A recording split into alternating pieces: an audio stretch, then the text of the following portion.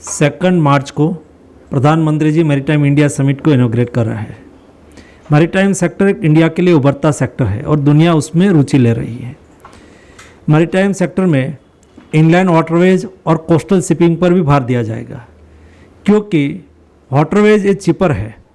आप रोड से ट्रांसपोर्ट करो 1 किलोमीटर 1 कार्गो 4 रुपीज़ खर्च आता है। आप रेलवे से 1 किलोमीटर 1 टन कार्गो मूव करने में 1 रुपीज़ 50 पैसे खर्च आता है, लेकिन वाटरवेज में केवल 90% ही खर्च आता है। इस दृष्टि से वाटरवेज कैसे डेवलप हो, आज इंडिया में 5000 किलोमीटर इनलैंड वाटरवेज डेवलप हो चुका है। 25% ग्रोथ से मंथली सालाना उसमें ग्रोथ हो रहा है। कोस्टल शिपिंग भी आज बहुत बढ़ रहा है। 20% ग्रोथ से कोस्टल कार्गो बढ़ रहा है।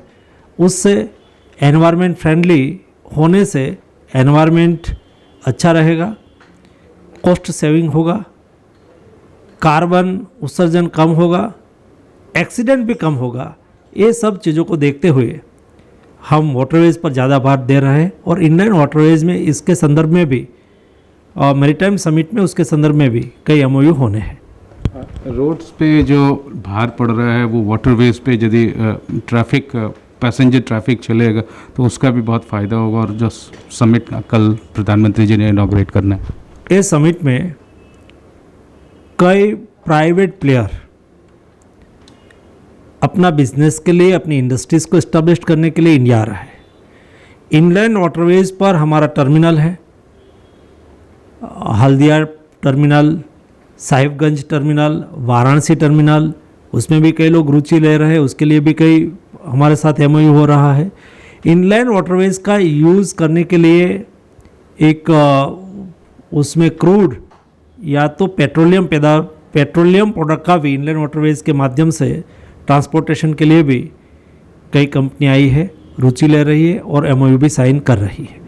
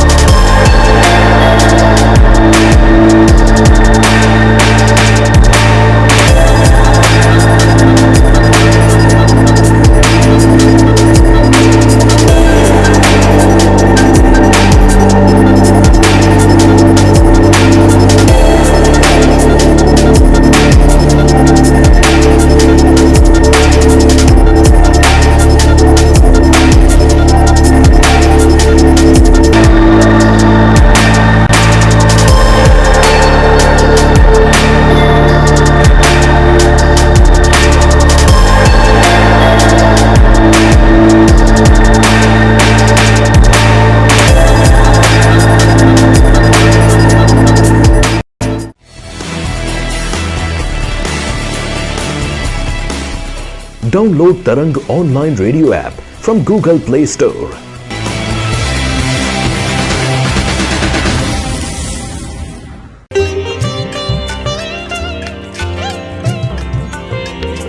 You are listening to Tarang Devotional Online Radio.